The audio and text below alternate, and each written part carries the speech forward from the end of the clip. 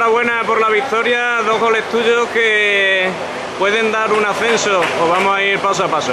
Vamos a ir paso a paso. Yo creo que hemos hecho lo más importante, que era ganar este partido. Se nos complicó mucho, sabíamos que íbamos a tener nuestras ocasiones y bueno, la hemos materializado y yo creo que ha sido merecido el pase nuestro a la siguiente fase.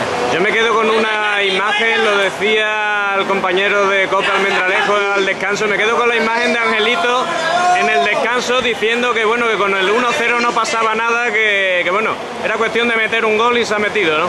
Bueno, sí, se han metido 2 en realidad. Sí, bueno, sabíamos que el míster nos lo había dicho, y nosotros lo sabíamos, que ellos aunque metiese un gol, nosotros estábamos metidos en la eliminatoria, porque con un gol pasábamos nosotros, y nada, así ha sido. Se nos ha presentado la ocasión del penalti y la expulsión, que la verdad es que nos ha abierto mucho el partido, y bueno, después a balón parado, que es lo que últimamente nos estaba faltando, pues hemos marcado el gol que prácticamente ha cerrado ya la eliminatoria. Eso te iba a decir, pues normalmente, bueno, pues se ha venido hablando de que el equipo fuera de casa, el equipo en este caso ha ganado fuera de casa, ¿no? Que era algo que se echaba también de menos, me imagino que psicológicamente también ha venido bien al grupo. Sí, además ha sido nuestro déficit esta temporada, que fuera de casa la verdad que bajamos mucho, y bueno, ha llegado en el mejor momento, en el momento clave, y esperemos que esta ronda que nos queda, que es la más difícil, pues salga todo a perder de boca.